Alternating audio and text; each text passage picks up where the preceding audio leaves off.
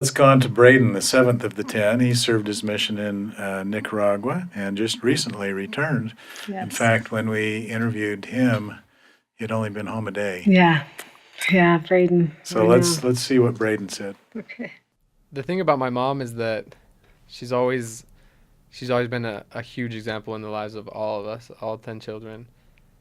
In spite of being a convert, she has a testimony as of somebody who's been a member their whole lives, maybe stronger. And that testimony's always been able to lift us up. Do you have a story that can illustrate how your mother influenced you personally?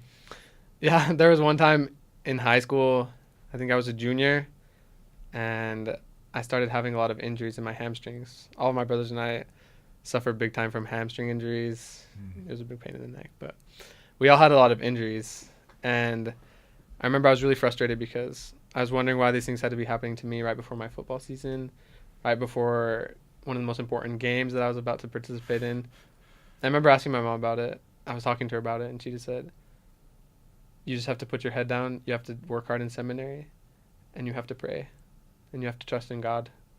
And I remember thinking about it, and like a high school kid, you're like, what does that mean? And I remember thinking about it and pondering about it a lot.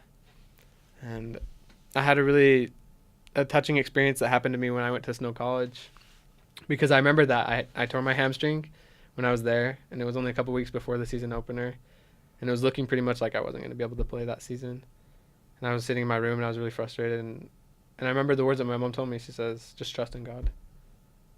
And so I sat down and prayed, got down and prayed on my knees, and I don't know, I had an overwhelming peace that came over me.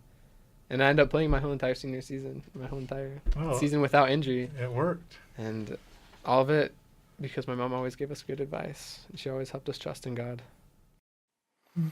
So teaching them to rely on the Lord.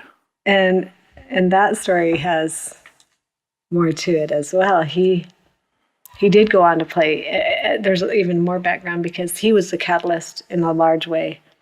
When we had kind of got to a point where financially there was some struggles and things weren't looking like they were going to turn around much with things going on with their dad, and just some changes needed to happen. But I kept hanging in there waiting, for maybe the kids to all be old enough, and just not wanting to interrupt their lives too much. But he's the one that came forth and kind of said, you know what, Mom, we can do it. And I'm willing to go to another school. And, we need to do some things. We need to sell the house. We need to downsize. And he was in high school saying this.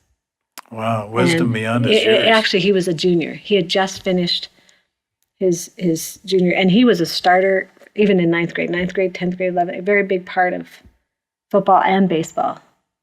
And he was willing to come forth and say that, and say, I'll go to another school. We'll move closer to your parents, and you need to go to work. And, I'll lead that up. And there was the 3 younger than him. And he did. He went, and we went from Cottonwood to Alta, which, is quite a bit bigger school.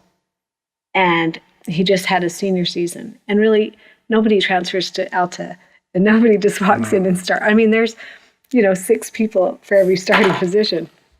But and then he had this happen.